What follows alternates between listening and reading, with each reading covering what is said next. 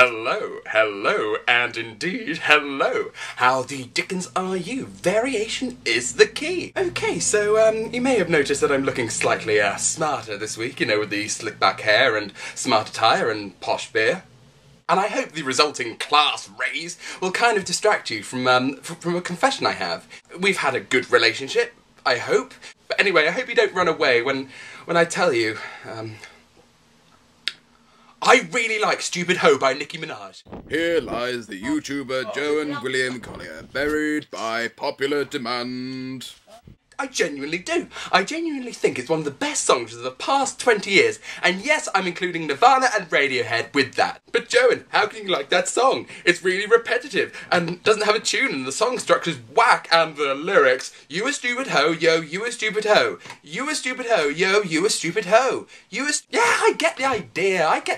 I get why people don't like it. It's all about having the right ears on. For example, you wouldn't listen to someone like Mozart and criticise him for the lack of banging bass, would you? And it turns out that having the right ears on will help you, enjoy lots and lots of new, cool, different music. And it helps you enjoy life a little bit more. Okay, so to explain why I really love Stupid Hoe so much, I want to kind of bring us back to the late 80s, early 90s, when hip-hop was starting to become mainstream. Now, the late 80s, early 90s, interestingly, is where the retro period sort of ends and the sort of modern, really rubbishy, oh god, this is terrible music starts to begin. Before 1989, music revelled in how different it was to, your ordinary everyday life. Music was a definite form of escapism, whether you're talking about punk, whether you're talking about new wave, whether you're talking about the Beatles, whether you're talking about rockabilly. Music took you away from your really dull life and took you away to somewhere else that was awesome and cool and brilliant and fantastic. From the late 80s, early 90s onwards, music started becoming more real, in inverted commas. Music started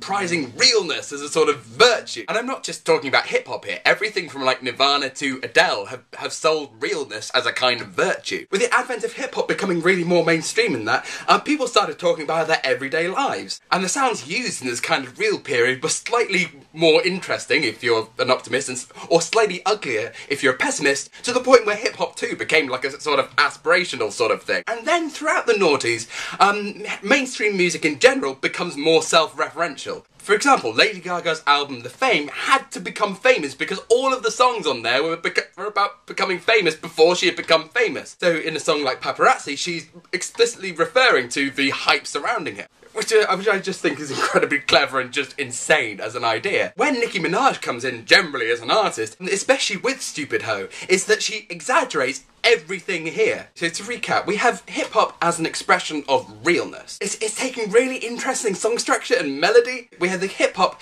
as something which is something to aspire to. Pretension alert, it's part of Nicki Minaj's aesthetic.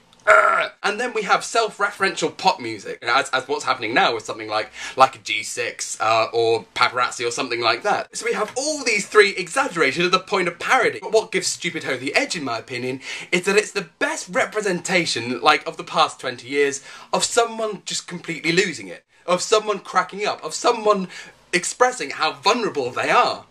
Just on record. This may sound really odd because this song is all about bravado and I'm so much better than all of you other crappy rappers and singers. But it's over-egged to such a degree that it's kind of like the lady doth protest too much. Interestingly, all the best songs about mental illness have sort of this really insistent rhythm going on. Anywhere from this was smiling through his own personal hell to this.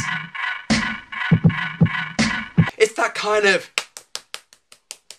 in many ways, pretension alert. It's a lot more real than most of the independent music out at the moment. For example, I really like listening to Tom Waits and Brian Wilson and Daniel Johnston and all these sorts of people because they suffer for their art.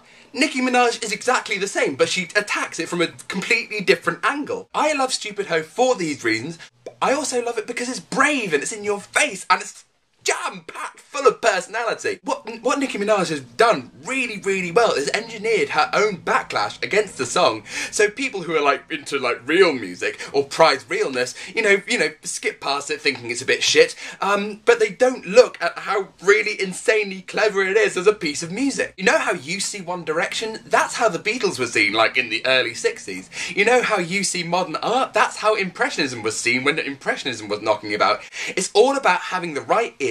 We put on the right ears when we listen to classical music. We put on the right ears when we listen to jazz. Why can't we put on the right ears when we listen to Stupid Hoe?